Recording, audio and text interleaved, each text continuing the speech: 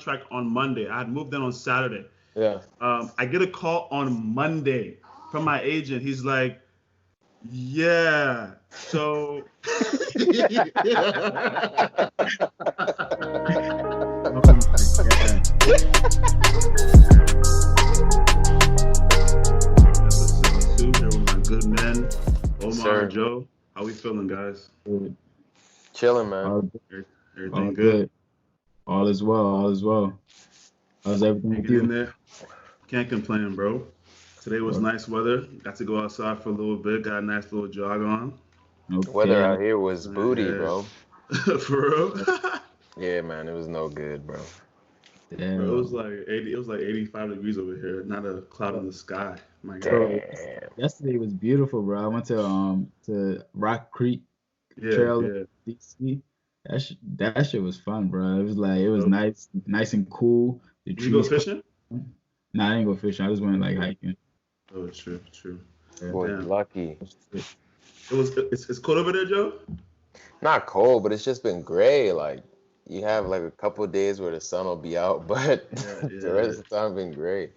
That Ohio weather is different. I remember just being up in Cleveland, bro. That weather, even for that month, I was like, what is this? Like, Right. cold, Yeah. bro. Cold for no Bro, reason. Yeah. That winter Winter. was different, bro. That's snow that came. Oh, then nah. Winter is cold. You know, like the weather gets nice, but it's just like random. It'll start off nice, Yeah. then it'll thunderstorm, lightning, wind, Yeah. then sun will come back out. I'm like, Yeah, What? right. That's that bipolar. That's like Maryland weather was like that too. You yeah, hit like all the seasons in one day, bro. It was snow. It would be nice. It's going crazy. What I But do, yeah, man. man. But let's How's get Abdul? into Abdul's Yeah. in there. Yeah, he open. Tell Abdul say what's up. You gotta Tell come Abdul join say us what's one of up. these days, bro. You gotta come join us one of these days. Tell the story watching Right? this. Oh, your buddy has mad good stories though, for real. We If you do. think So about it, he was right there every game. He was right there, G baby. you Abdul always knows. talk smack too. You used to talk some mad smack. All the time, bro. Yeah. Oh man. Who knows? Hey, Omar, get your headphones again. Huh? Oh, it's bad. It's coming in and out. No, it's not bad, but it's like muffled. Oh, all right. Yeah, man. So today, fellas, we're gonna be talking a little bit about, Joe and I's soccer experience overseas, and everything that we went through, the ups and downs, the highs and lows. And I'll start first. So, I remember when I first went to Sweden. Like, let's talk about my. Nah, bro, start with France, bro. Oh, France. All right, bet France. Let's go back to France. So when I was 12 years old is when I first went over to France. When I went to FC Metz, Yep. and I was there for like I think 3 months, bro. 12 years old in a foreign land. Yeah, My- that's Crazy, you went bro. early, bro. You went Bro. early. I was 12 years old, and like at that time, FC Metz had Koulibaly was there. This Koulibaly was on Napoli. Oh yeah. Yeah, he was there, man. Oh. Yeah. Little Koulibaly. Yeah, he was like a little youngin' back then. Like, it's funny seeing him now because I remember him when he was just like, he used to be scared in the lunchroom. You know what I mean? Now this man's like the biggest, scariest monster in the game. But yeah, so I was there. They had Drogba's brother was there too. Adebayor's little brother was there too. I was there for like 3 months, man, and that was a tough time because, bro, you're 12 years old in a place where you can't speak the language, no family members at all.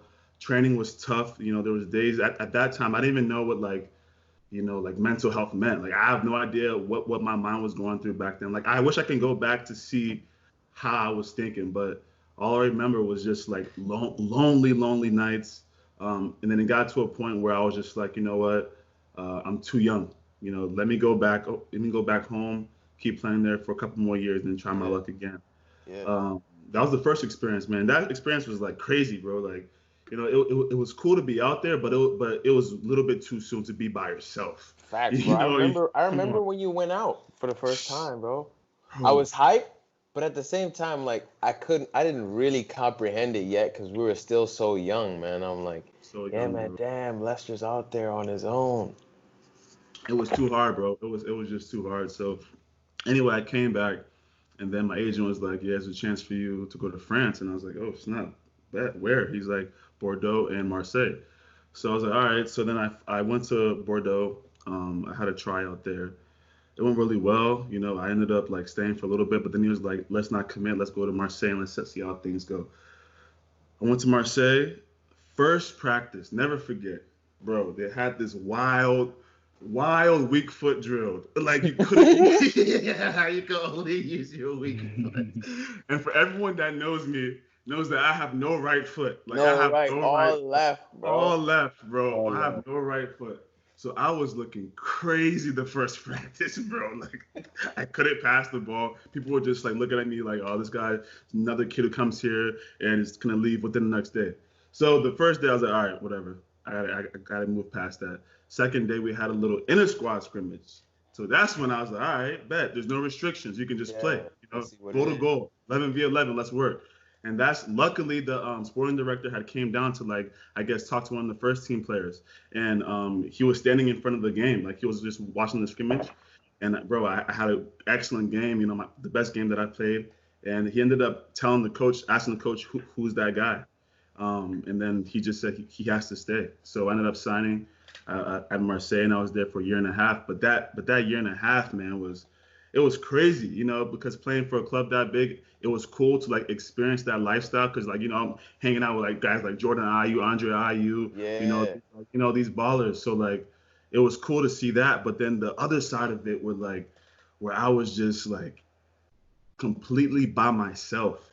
Yeah. For the first 5 6 months, I couldn't speak French, so I was just with the guys, but like they couldn't talk to me, so everyone was just like, all right, like, yo, like, I don't know what to do. I don't speak English. You don't speak French. Right. I'm not gonna hold you like this. And Is not that's a gonna work. hard language Yeah, to get down hard, packed.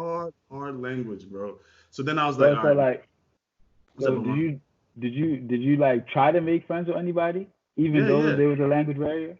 I was trying. So luckily there was like, Jordan, he's from Ghana, so he spoke English. And then there was like a few other guys, like the older guys, the kid named Niko Mricic from Croatia. Couple guys spoke English, but they were the older guys. So I was a young guy. So Yeah. back then, hanging out with the older guys, it was not really a thing like that unless you had Yeah. like the in. And I didn't have the in. Like I was a brand new kid there, so I couldn't do that. Um, but yeah, man, like that whole experience was absolutely. I wouldn't change it because Yeah. it made me who I am today, man. Like those tough times, and then when I finally learned the language, when I learned French after like 5 6 months, then it became like, all right, this is amazing because I'm talking to my teammates now. We're like hanging out, we're doing things. So like towards the end was great, and then things happened. I got a bad injury, and I Yeah. was yeah, I tore my ACL the very last practice, bro. Very last Yeah, man, practice. you told us, bro. This shit's crazy. Just messing around. So like those pointless injuries, those are the worst. Yeah, man. Because we were already Worse. done. We were Yep. already done with practice. I was just like, doing some extra shooting with my friend. And I remember, man, my foot just got stuck in that turf. And Ah. it just let go. And my coach heard it, and he was on the other side of the field. Ah. Yeah, bro, it was the worst thing ever, man. But luckily, like after the incident, like they flew my dad in. He stayed with me for like 2 weeks. Yeah. And after that, I just flew back. And yeah, and then that was the end of the France experience. And then when I think I was 18. No, I just turned 19.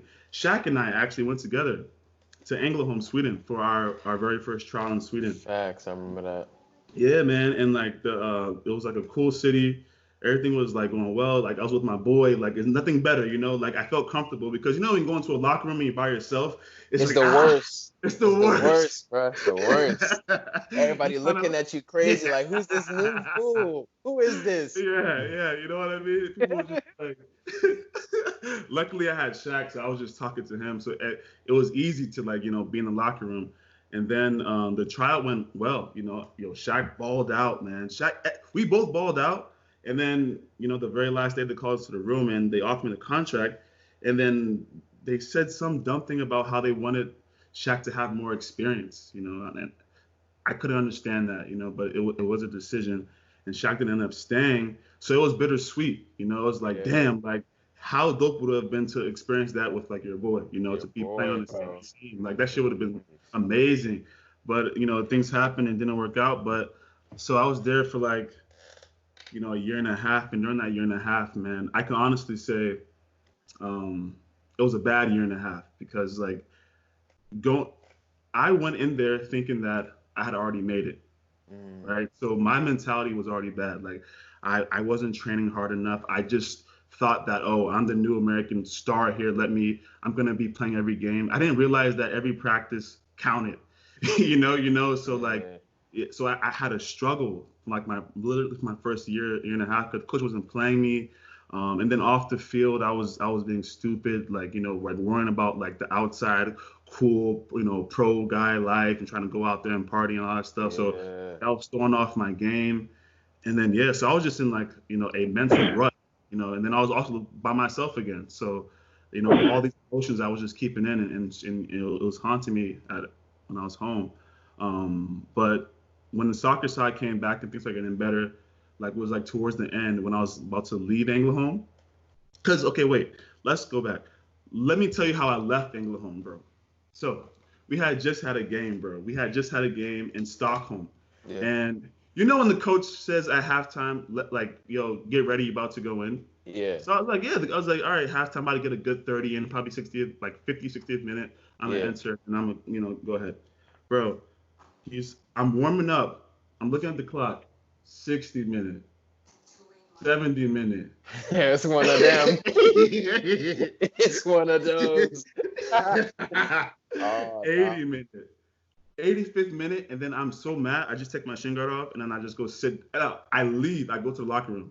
Oh man. Yeah. I just leave. I'm like, nah, and that was a mistake. Looking back, that's so unprofessional. Beyond unprofessional. But I ended up leaving the field. And then, like during we were changing. I remember the coach was talking to me. I wasn't even looking at him. He was talking. He was like asking me questions. I'm just ignoring this guy, like shy, doing my own thing, like completely like disregarded. I had felt so disrespected. Yeah. I was just took like, it to heart. I took it way too personally, man. And then we're driving back. It's like an 8-hour bus drive. We get back and they're like, get back at like 6 a.m. And they're like, yo, we're gonna do a regen quick mile run. And I'm like, we just got off the bus. Like, what do you mean we're doing mile? I'm about to go home. I'm about to go sleep. So I was talking. I was just being stupid, talking crazy. And then the president came. He's like, let him come talk to you. So I was like, all right. I'm thinking, okay, this guy's gonna like, tell me about what's going on with the playing time and stuff. This man comes to me and says, and my coach was there. He was like, yeah, so just looking at how things are going in your contract and, how much we're paying you and this, that, and the fourth, we have triggered the option to release you now. Hey. Bro, just right there and there, like no warning. No warning. Crazy, bro. What was that feeling like when you said that? Bro, when your stomach just drops and you feel sick. I couldn't process it. I was like, what? I was like, damn. I was like, oh my God. So like, this is it. And then it was awkward because I still had like 3 weeks left of my contract. So I had to go back and like continue training. And the team already knew, like, things go around like this. Yeah. So again, I made a probably the stupidest decision, bro.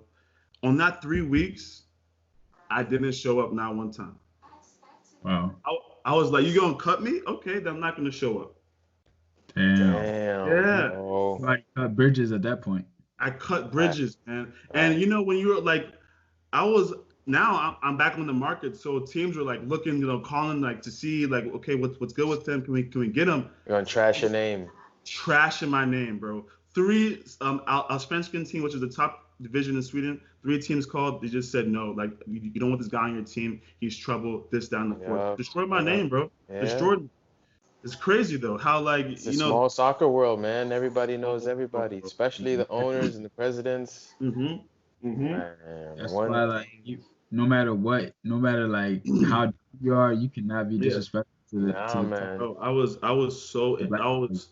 that ego kills you, man. And like, I'm telling you, who am I to have an ego? I'm playing second division in Sweden. Like I don't know what in my mind processed me to like be able to like behave that way. And that's something that like I look back and I'm like, wow, like that guy, you can't be that guy, man. Because to burn bridges, and it wasn't like I burned bridges, bro. Like I burned a lot of bridges. Like, so for the fact that no first division team wanted to sign me, the second division teams were skeptical. So my only guaranteed move was a team in 2 divisions lower who were just like, okay, we're going to bring this kid in. He's going to get us, some games going, some goals, blah, blah, blah. But every other team that I wanted to go to was reluctant, completely reluctant. Like, my agent was talking, trying his best. Nothing was happening. So anyway, luckily, and then from there, I went to Stockholm, and I was trying out with this team called AFC, and like things were going well, and like it came down to a money thing, and I was like, I'm not gonna like play for like pennies, so like I ended up leaving. And my agent found me a second division team, which is 4th division in Sweden. So I was happy. I was like, all right, cool, because they're gonna pay me well, and I was gonna have a nice apartment, all this stuff, bro. They found me an apartment. I was signing the contract on Monday. I had moved in on Saturday. Yeah. I get a call on Monday from my agent. He's like, yeah, so. Oh my God.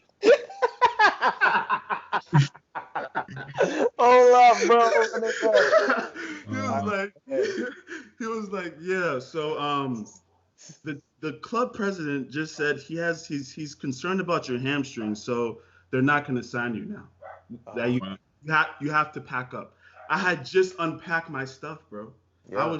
I was ready. Why were they concerned about your hamstring?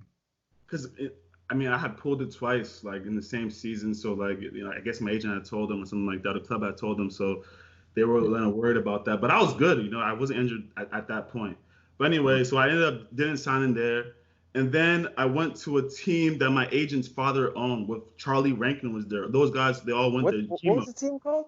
Gmo. It was like in the random like farm village in Sweden, bro. Like 4,000 people living there. Charlie was there?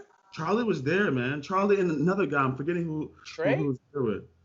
Was it Trey? With dreads? I want to say both of them were there. Yes, it was. It was them. Because I know Charlie and Trey were there at the same time.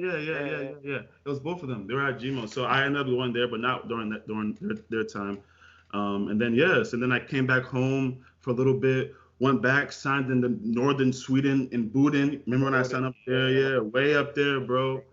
Up in the woods. And that experience went well, minus like, the injuries and stuff like that. But I had a decent experience there. I gained some more like better understanding of how to be a professional, how to treat yourself and how to act. Yeah. But still, it wasn't perfect because, during that time, Alex Milano came. We were teammates a bit. Milano was there, and then he was. Milano's a funny kid, man. Milano is hilarious, bro. I'm gonna tell you a quick story about Milano. Hope he doesn't kill me about this. Shout out Milano, bro. Shout out to Milano, man. This guy, he's so competitive, right? He's very competitive. He's a good player, so he like expects great things from like not great players. So I remember they were playing. I was out. They're playing like a 6v6. Alex was just cutting it up, banging it, and his teammates were just not it. So so he was just at the kid like, "What are you doing? Like, give me the ball! Like, stop giving it away!" And the kid was like, "Why are you screaming at me?" And starts crying. Oh. And then Alex looks at like over to me. He's like, "This kid's crying," and then starts laughing.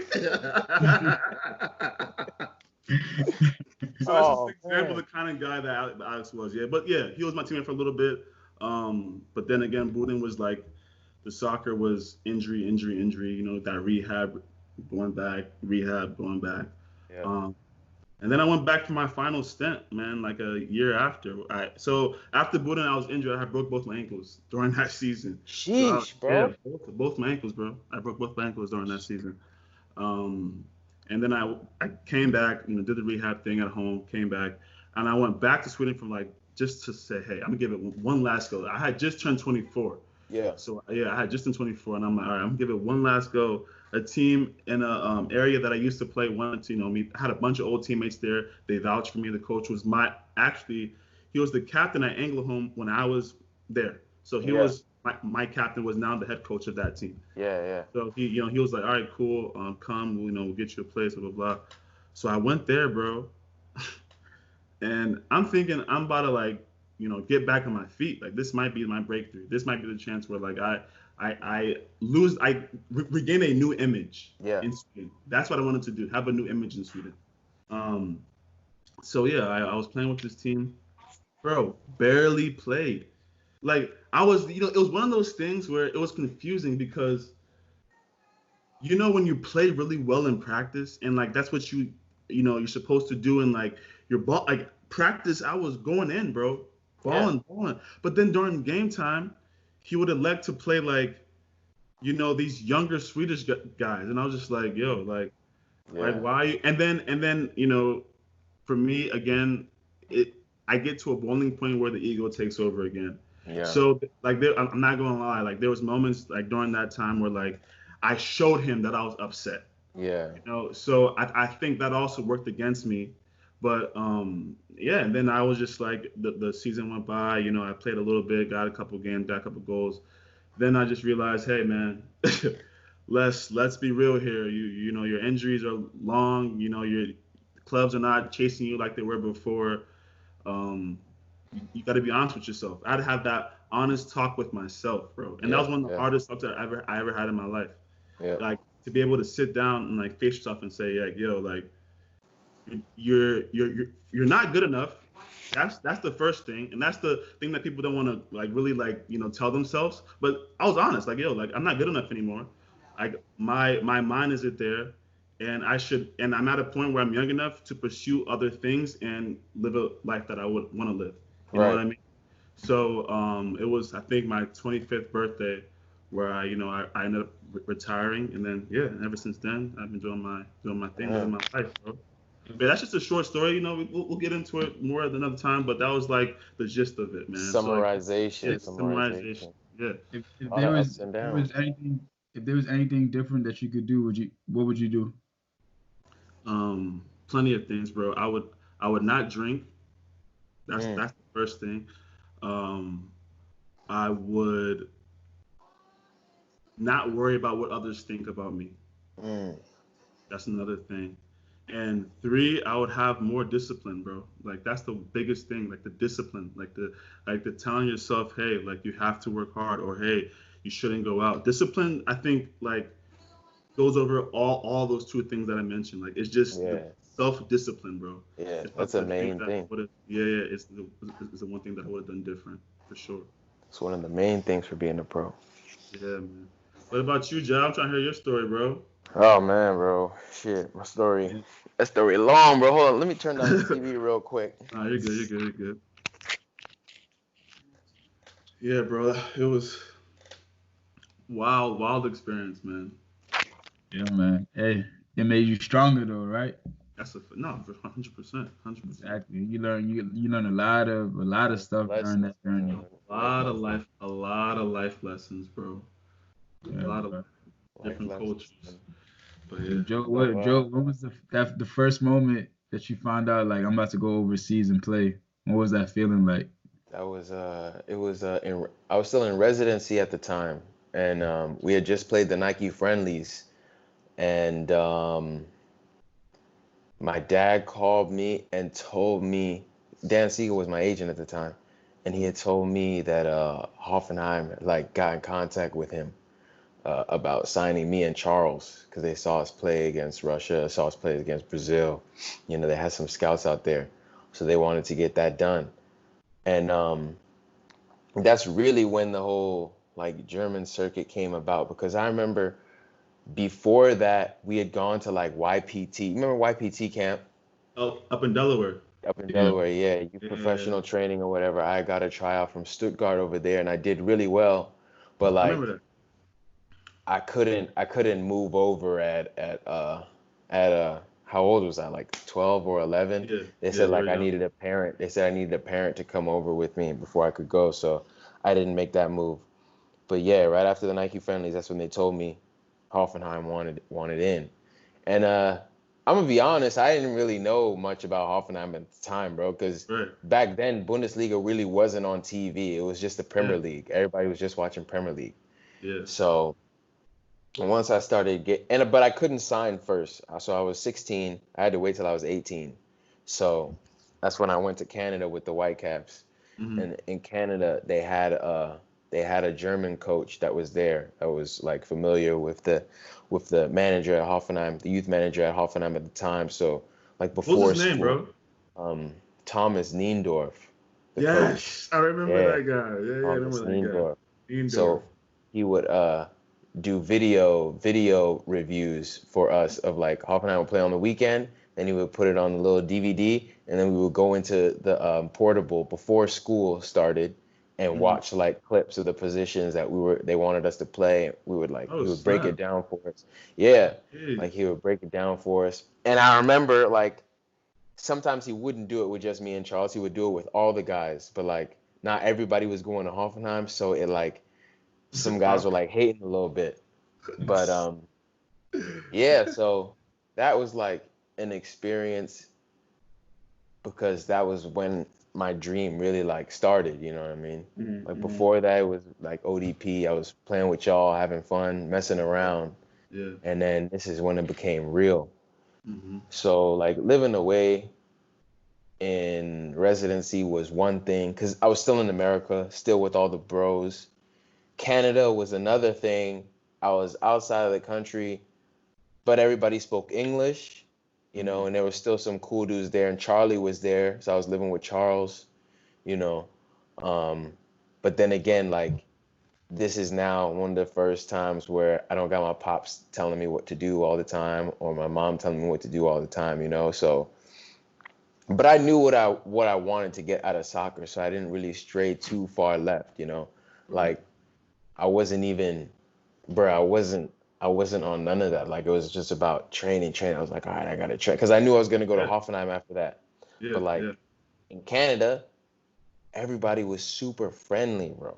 Like, the girls were super friendly, everything. But, like, I wasn't even picking up on it, bro, because I was just like, nah, this is just a stopover for when I go over. You know? Right. You were super focused, boy. Bro, I was super focused, bro. I'll never forget, bro. I remember I was sitting in English class. Yeah. So, bro, my parents don't even know. Like, this is one thing also. This is something for parents as well.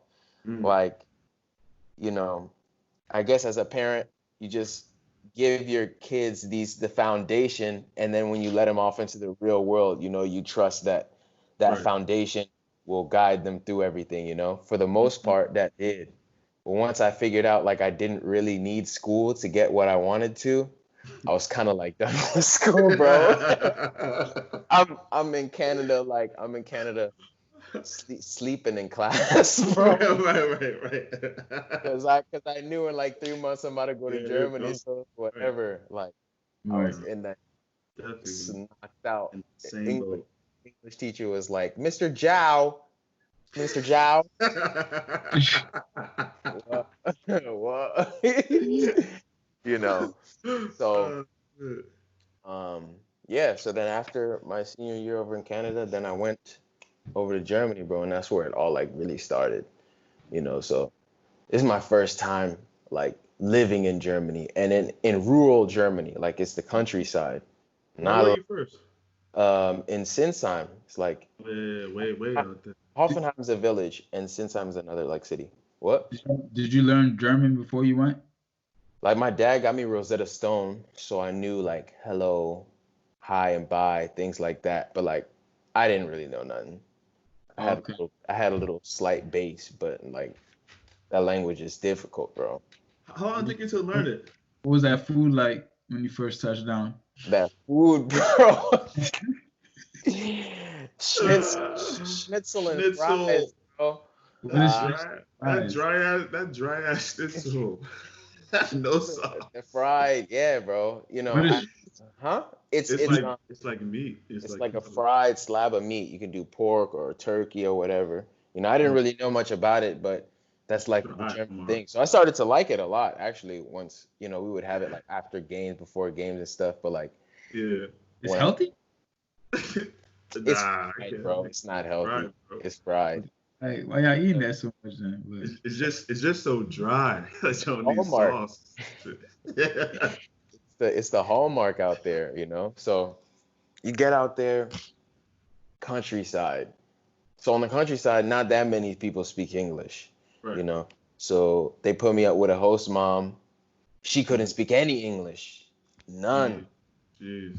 And like how Lester said, going in the locker room and you're the new guy solo. I'll walk up in there and like, huh?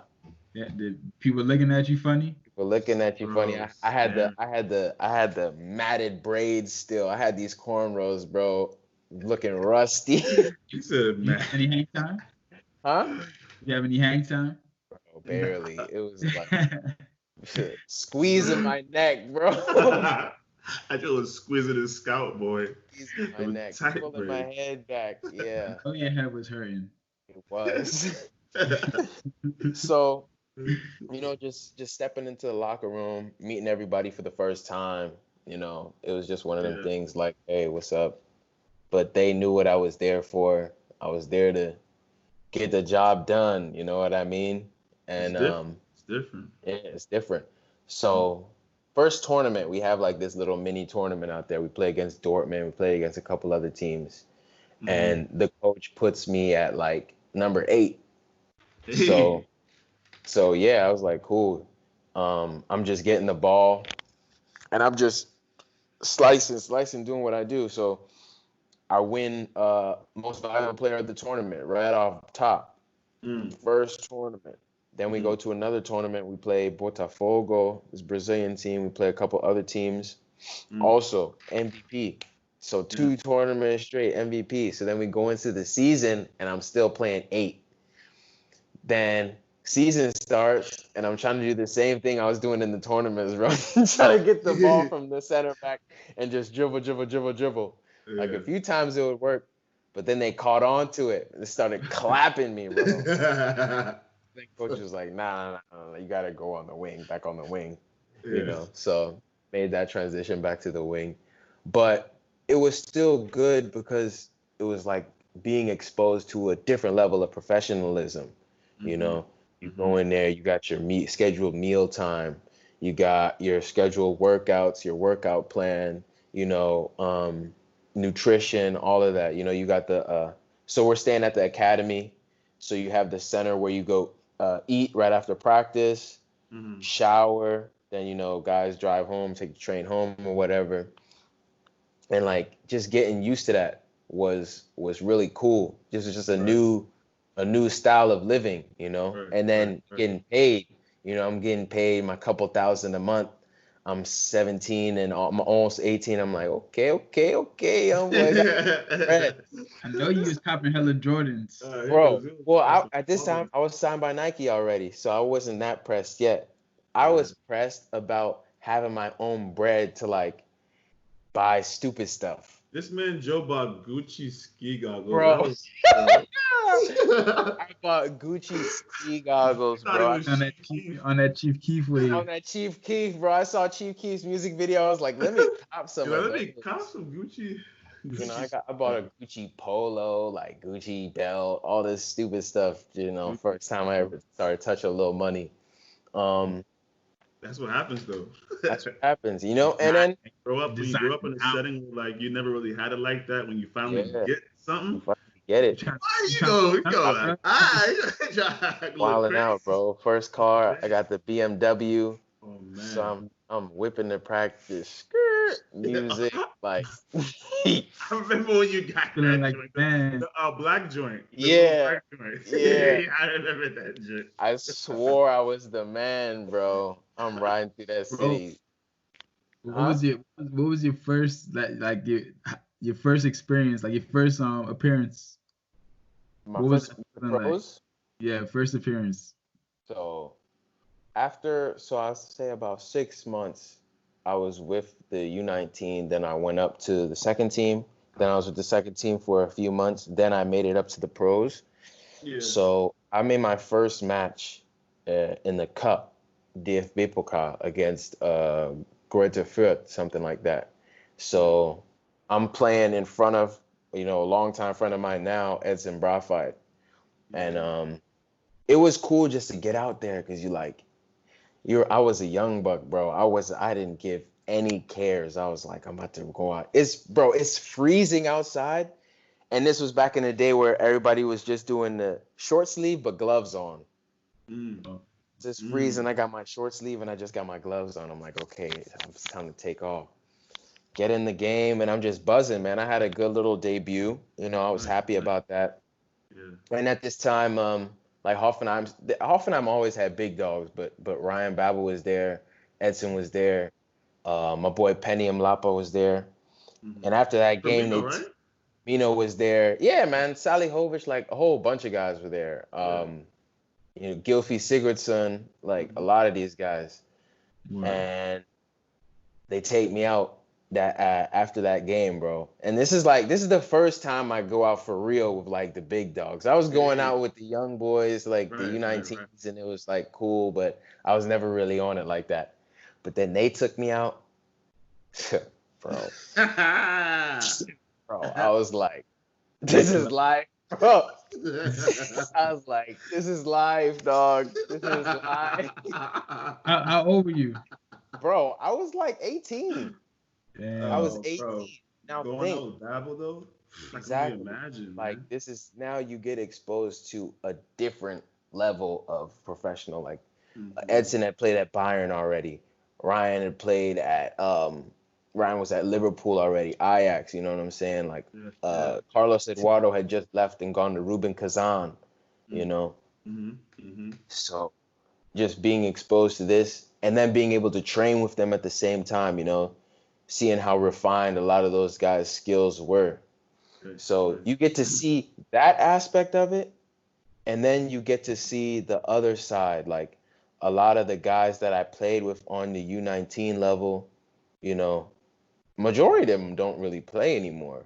It goes to show you like how small of a percentage it is that make it pro. It's way less than 1%, bro. Yeah, like a lot of people don't really understand that. I think it's only me and two other guys that are still playing pro from that U19 team in Hoffenheim, man. Bro, that's crazy. Bro, your dad said it though. I'll never forget. He was like, when you play this game, it's gonna be a pyramid. Like when you keep going up, people are just gonna keep falling off. All in all. Only a small percentage make it to that peak of the pyramid, and it's true. It's true if you look back. So and it's a unforgiving cycle as well, to guys who always say like, yeah, I want to go pro. You got to know what you're getting yourself into now. Like when you get into it, there is no, oh, I miss home. I want to do this. I want to go back home. You got to commit to it. And there's going to be things that test you, like the things that I saw being a youth coming up in Germany was crazy. Like, you'll have... But let me ask you this, Joe.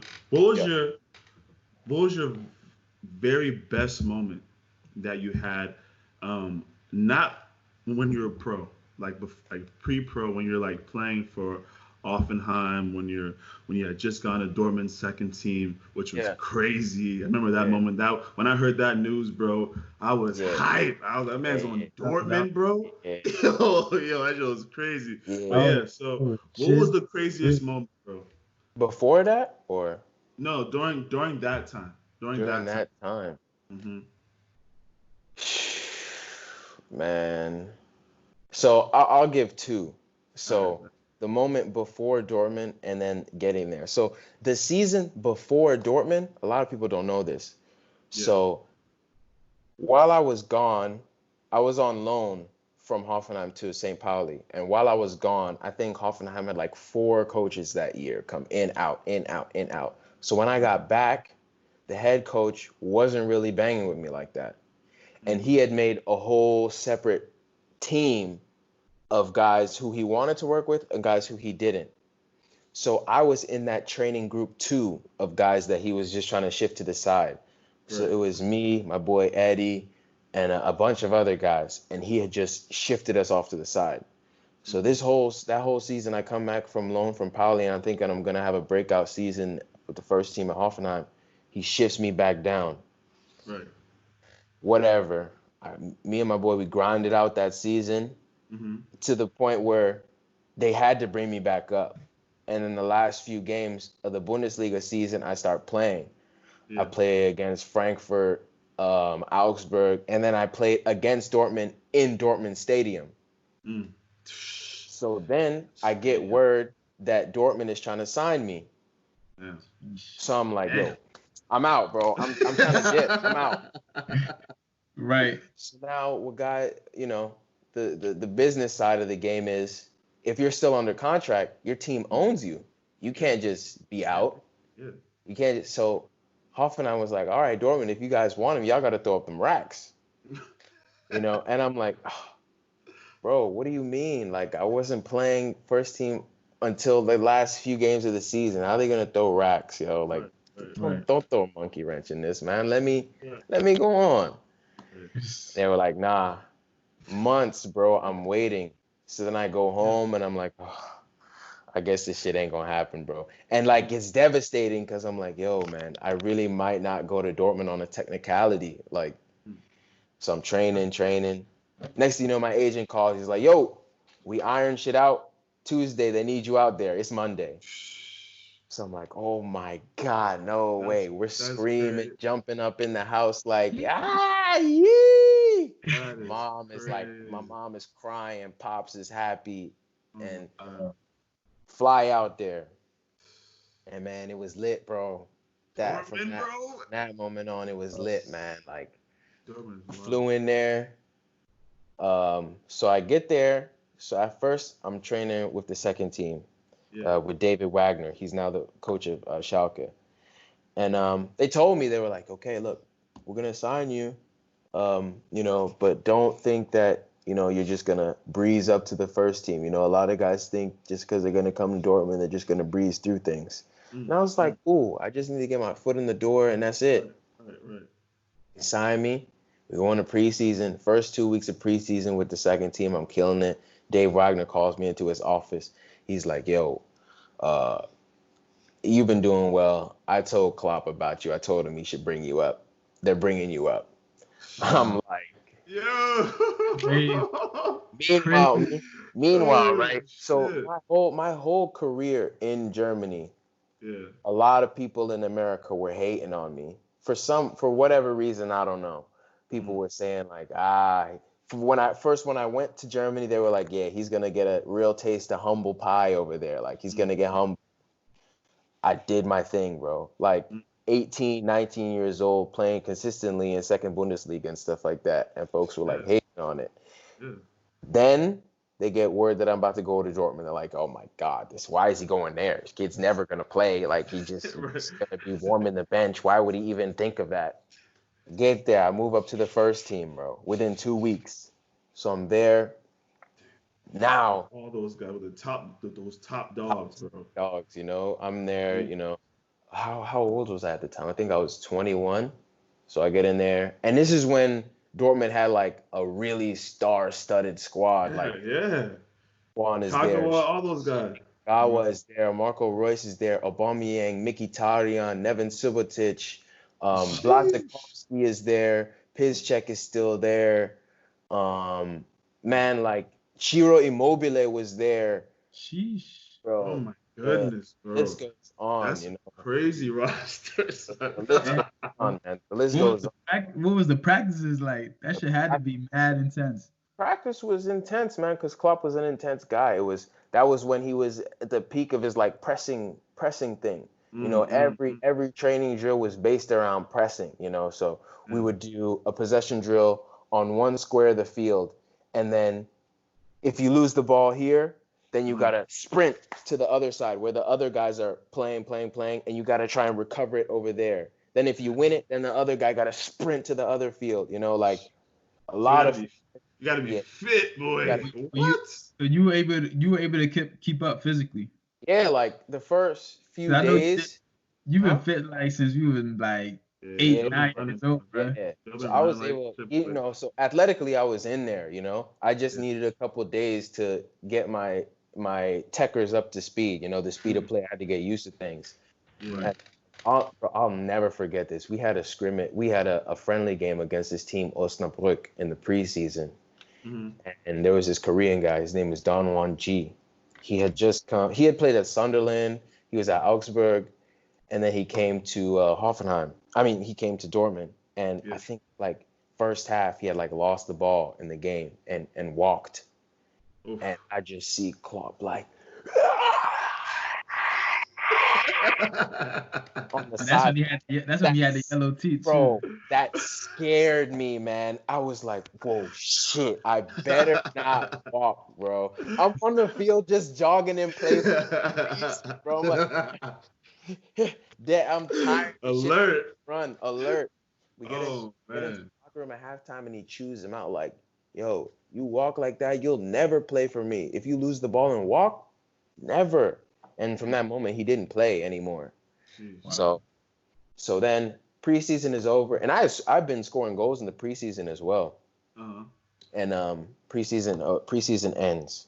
Mm-hmm. Now Klopp was like, all right, cool. You had a great preseason. Now I want you to get your games in. You'll train with us still, but you'll get your games in with the second team. So that's a good situation. Oh hell yeah, man, hell yeah. How was Klopp like as an individual? Cool dude, man. Real personable. Like how you see him on TV is how he is in real life. He seems like that. He seems like a very like nice, just like a you feel very at home with him. Like he's genuine. You know what I mean? Especially if he's in your corner. Like he's one of those guys that you want to play for. He'll push you, things like that. Yeah. So I get my games in on the weekend. I was busting that on the weekend, bro. I think there was one game where my mom and sister had flown out to come see, and there was like, bro, imagine this. This is second team when we're getting like 15,000 fans. Mm-hmm. Yes, it is. So I bust net that weekend twice, scored a double. Boom, boom. Mom and sis were there to see it. Everybody was there to see it. And then I get back into training that week, and Klopp was like, he just gave me one of these like. I hear the look. He's like, Dad, okay, I like that. So then he was like, okay, I think you're ready. So then that's when he started putting me in the rosters for the first team games. And like, I was making rosters over like some of the guys, like they put that thing on the door before game day and dudes don't see their name, but then my name is up on the thing, bro. Yeah, that's crazy. What was that doing for your motivation? Like, were you like, damn, I'm about to get like were you going hard? Going hard, man. First off, I'm going hard because this is my dream. And then second off, I'm going hard because like I'm trying to play. All that starstruck stuff goes out the window. You're like, now we're on the same team now. So I'm not looking up to you no more. You're food too. Right. So big facts. Yeah. So that's big facts. So so my name is on the list. I'm hyped for the weekend, bro. I think it's against Freiburg on the weekend, and we won 3-0, man. Aubameyang scored some banger where he like burned some dude, 60-yard run, bro, and chipped. I'm like, yeesh. But it's crazy, bro, that to like just to be on that bench and to like see that and to have be playing alongside those guys. Like I don't think people really understand. Like people bypass the fact that, bro, you were on Dortmund. Like that picture I'll never forget is when you were, I think, coming off the field for like your debut, and Klopp just embraced you. Yeah, man. Like, come on, bro. Like that is dope. Like that's crazy. The shit comes full circle because like you look where we come from. Like nobody's really like making it out in Europe like that. Right. You guys going left. You know what I mean? Like we can only look at some of the guys that we grew up with. You can go two directions. You know what I mean? Exactly. And then to make it to a place like Dortmund, which is like the pinnacle of German soccer, one of the best teams in German soccer. You know what I'm saying? And then it was just like, yeah, man, dream come true. One of the best. You were like one of the first Americans to really make that scene at Dortmund too. Because after you seen Pulisic come in. Now they got that boy Reina. Yeah. I feel like you started that there. Yeah, man. They better give you your credit for that because it's hard to break that ice. Like to be that first guy, it's easy to come after because the ice is broken. You know what I mean? Like but to be that guy that goes there for the first time, man, is come on. It's tough. Yeah, man. People don't get it. I was just in the moment, man. I was just grinding, bro, and then to see everything come together was just nice. You know what I mean? And then then I started getting the debuts with the national team and all of that. And yeah, that was also like crazy. And then, obviously the injury comes in. And then just as fast as people was talking like, oh my God, he's amazing. And they're like, oh, he's done. He's finished. He's washed. He's never coming back. Da-da-da-da-da. And then the internet trolls, they start coming out. And then that was like my main drive to get back, bro. The main drive to get back. You know what I mean? And to be able to get back and then make it back to the national team after that. You know what I mean? That takes a lot, man. It takes a lot of determination. Get right back. Right back. Because I was out. Look, imagine this. I was out for 2 years, right? Mm-hmm. Then I had moved. So, like I don't even want to skip a whole bunch of stuff, man. Because, it gets crazy out there, man. When you're solo going through that stuff. Bro, and and then you so mind you, but you move out there so young. Mm-hmm. My parents didn't even have time to teach me certain things about insurance, about a whole bunch of other stuff. A bank account, bro. How to manage a debit card. I didn't know how to manage a credit. I had no idea how none of that worked. I had no idea how credit worked. Anything. Nothing. Nothing. You're just out there winging it, basically. You're just winging it. You're just living and learning as it goes. You're living and learning. That's all you're doing. Yeah. Living and learning how it goes. And you see trial and error. You see other guys mess up, so you do it different. Mm-hmm. This, that, and the third. I didn't see, and then I didn't know about credit, how late payments and stuff like that will affect your credit and all of that. Not until I seen some of my boys on the youth teams, their lights get shut out and things like that. I'm walking into my boy's crib and he's got candles, bro. He's got candles, and I'm like, what happened? I'm like, what happened, bro? He's like, man, they shut that off, bro. That's crazy. So, yeah, really in the struggle. That's hilarious. And more often than not, it's a lot of guys, because mind you, it's a bunch of young kids playing. Yeah. And people are watching the TV, and you think oh yeah, he's supposed to be a pro. He's supposed to know this stuff. But all these kids, all they knew was soccer. So other things they had never been accustomed to. They get the money, spend it. Oh my God. Get the money, come to training. You have guys in U14 come and practice in a $2,000 Montclair jacket. Yeah. Bro, that's a great point. That's a great point. Yo, my entire Marseille team was flossed. Yeah. No one wore anything that was not designer. Louis this, Gucci that, Louis this, Gucci that. They would get the money, we'll get paid, and then we'll blow it because we know we're getting paid again. We don't think you gotta save some of that or paste this bill. Right. You're all right, bet. Payment now, payment later. Just keep doing the same thing. Bro, have you seen guys keep up that same attitude towards how they spend money? Of course. They just keep spending Of course. I know a lot of people might not be able to maintain after soccer. I know Joe's seen it. I've seen it, bro. I've seen it. You got guys that are making good money, man. Good money. Right. And then their cost of living is so high each month. When those same checks aren't coming every month, bro, all them bills are still there. But I seen an article of this dude. He was a professional soccer player. I forgot his name, but he was so used to flying private jets. When he retired, he couldn't maintain because it's so expensive. And he was complaining about that, saying damn, I wish I could still use my private jet. I'm like, guy, you should have been saving all that money. You wasted all that money. Now look here. And then on for me personally, even though my parents weren't there, my dad was still heavily involved. Obviously, my mom's heavily involved, but my dad was handling my money. So I had my Nike contract, so that would go to my American account. So that would go to him. Right. So I wasn't even touching it. And I wasn't even aware of it because I was getting my money out there.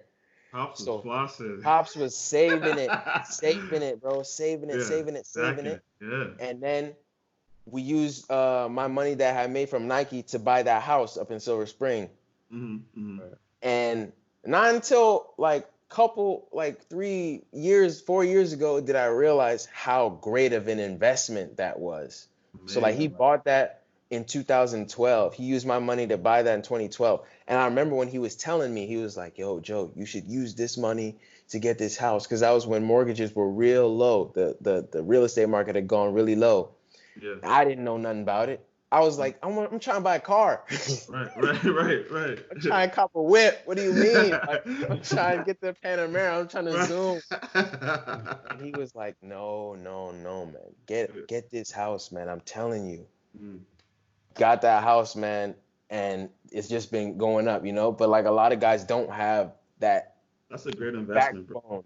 Yeah, a lot of guys don't have that backbone. Somebody telling them hey, this is not gonna be flowing in like this forever, No, it's a fact. That's the one thing. That money management is crazy. I remember, just even myself, man. I used to just spend, not even understanding, bro. Buying things just to buy things, trying to be cool, buying this, buying that. You're just trying to be that guy at the bar, throwing your card out like it doesn't mean anything. Yeah. I've seen guys. What's up, Omar? When did you realize that was a dumb thing to do? Okay, let me tell you. I was in Stockholm. Visiting two of my boys, this kid named Keeman Erickson, and his friend, and we had gone out to this, crazy, dope club, blah blah blah. He's like, yeah, man, my friend works here. You could come in, and you guys are good. Table, drinks, whatever. So I was like, all right, this is a dope, nice club. It's vibing, it's nice. Bottles coming, I'm like, oh, 2 more. No, I was like, nah, give me the biggest bottle. I was flexing, bro. I'm thinking it's comp because he was like, yo, you're a guest, guest list. That thing comes out. That check. Oh gosh. Oh no. That check came out, bro. I remember, and I was like, he was like, yeah, and my friend was like, yeah. I don't even have my card on me, but I can Venmo you. They had that Venmo thing or whatever he said. Later, I was like, all right, whatever, bro. I paid that, and it was at that moment that I realized that I did not have as much money that I thought that I had. Oh, man. Yeah, nah, for real, bro, for real. The money management was something that I didn't even understand. I had no idea what that was. Even I would say, for real. That's one thing. I feel like they need to start teaching in schools all over America, from an early age. They need to teach financial literacy. Because they always teach you how to work hard for money, but they never teach you what to do when you get money. Get it. And how to keep it. And that's what the rich know, and they instill in their families. That's why they stay rich. Yeah. They say the rich stay rich and the poor stay poor. Yeah. It's because nobody ever came and taught them how to get rich, Facts, man. That's a fact. They need to start doing that. We over here learning about why you can beat. When did we ever use that? But honestly, I would say, I hate to say it, but it's just true.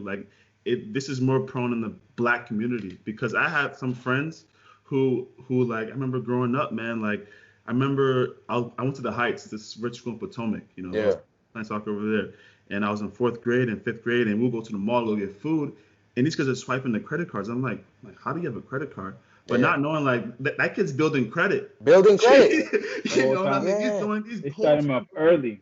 Start them off early, super early. So they were ahead of the game. I had no idea. I'm over here just laughing, thinking I'm like, oh, this kid's just trying to show off. But he wasn't. He was just literally just building credit, by himself, with his family. It's crazy. I was like, credit, man. I got cash, bro. Why am I on a credit card? What? And what do we see? What do we see in the rap videos? We see people having big wads of cash on, big stacks of cash. What? Build that credit, man. Build that credit. you know. But yeah, it's one of those things that's easily overlooked. You know what I'm saying? So your money is so important, bro. So important. So yeah, then yeah, I mean, after the injury, I mean, like during that time, like 2 years is a long time, bro. Very long, bro. For an injury, time, bro.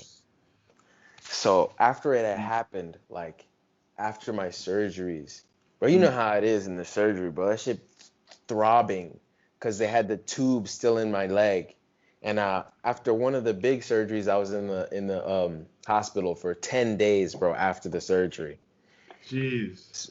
Just like, and a hospital's a weird place to be in alone, bro, for 10 days. And 10 days is a long time, bro. What? 10 days, and I'm just there, like, I don't even know what I was watching half the day, popping them pills that they gave me. So the joint was hurting. Now I know what Future's talking about. It's like, Perkies, man. Like, you know, the pain was killing me, you know, so I was like, all right, cool. Let me just pop this pill. Shit go away like this. Boom, gone. You know, I didn't get addicted, but I mean, I can see how people can get on it because I always felt like I was floating when I was taking those things, man. No pain. So, you know, I go back home, drive back home. It's like a 7-hour drive back home. Yeah. And I'm back in the crib, bro. And sometimes at night, my knee would get so swollen and puffy, man. Like it's throbbing, man. Like, so I remember some nights I would cry and then fall asleep, bro. Yeah. Does it feel like, I know when I broke my shin, it's like when it's elevated, it hurts, but it's cool. But when I get up, like the blood rushes. The blood rushes, man. Like if my leg wasn't elevated, bro, it was like doof, doof. And the pressure was just on it. Man, it was just so painful, man. Like, and this was going on for weeks, bro, of just straight pain and on the crutches, trying to do everything solo, like trying to go grocery shopping, trying to move around. You know what I mean? And you're by yourself during that time. Yeah, you know, and it's cool. Like, I mean, I could call my parents about it, but like they wasn't there. You know, I'm just there, waking up in the morning, like, fuck am I gonna do today, man? I'm gonna be out for another, I don't know how long. So what does it matter what I do today? So, what does it matter? That's when you're injured, man, put you in a fog. Put you in a weird fog, man. Put your mind a weird fog. Self-doubt, wondering like, oh man, all these guys are playing now. My time is about to be is my time really about to be over? You know? Thinking like, damn, I had the juice. And then you get into like a little thing.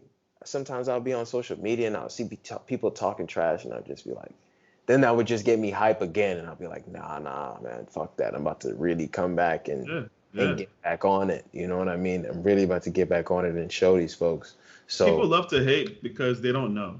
Yeah. Like, that's why when I see like, you know, commentary about like when I see like these trolls just on like LeBron's or, you know, any athlete's page or anyone who's doing well, you know, just hating, it's because they don't know. You don't know what it took to get there. They're just ignorant to the fact, you know, they have no idea what it takes to get there. And it's not just that, bro. They don't understand what it takes to be in those shoes too. Yeah. Like it's not just about getting there. It's about then when you're there, bro, having the spotlight, being in the media, you know, doing all these things. I remember like, you know, even like for mine, you know, it wasn't Dortmund, but it was, you know, I was playing for the main team in the city. Yeah, you know, so for sure. Everyone, you know how it is in Europe. Yeah, everyone's there, bro. And being the only black guy in the whole team, like damn near the whole city, I had a super spotlight on me, bro. And so it's crazy. You gotta like really know how to like maintain that. But they don't understand it. They just see it as you're a pro, you do this, you do that. They don't understand there's a whole nother life behind it. Yeah. A whole nother life behind it. And then things that you haven't experienced that you're trying to like learn along the way, you know? So now I'm finally getting back into the swing of things, back in training and stuff. Now Thomas Tuchel is there and then the David Farker is the second team coach. Like I'm trying to get my way back in the second team, you know? But like teams were already set, bro. 2 years went by. You know what I mean? Yeah. So I was like, man, I need to find a spot where I can go get in where I fit in. But a lot of teams were iffy. They were like, I don't know if he's the same, if he's, what's going to happen? So I had to bet on myself, man. I was like, all right, cool. Let me just go. I'm going to go to this team. So the manager at this team, Sonnenhoff, he had known me from when I was at Hoffenheim. And he knew my situation. And he was like, look, come here. And if you play well, then you'll be back on your feet. Right. So I was like, cool. I'm going to take it. I'm going to go there. Mm-hmm. So, I go there, South Germany, also another small town, 700 people, bro. Jeez, 700? 700 people in the town. So I know everybody. Yeah, everybody know everybody. Everybody's related, and I'm there. And thank God that at that same time, another friend of mine was there. Yeah. Another guy was there, Mario Rodriguez. Yeah. Yo, he was big back then, man. Yeah, man. Mario was at Mönchengladbach, Lautern, like a lot of big clubs. Yeah. So I had a homie out there to help me through. And I had a good year over there, did my thing, and then I was right back up in the second Bundesliga, man, Yeah.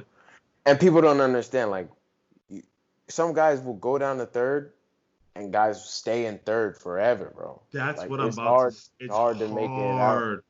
It's hard in a country like Sweden and Denmark and these. Imagine, like, even guys. I know guys are playing 4th division in Germany who stay there their entire. They just can't move up. Yeah. And you literally went there for a year and bounced right back up, bro. Right back up, bro.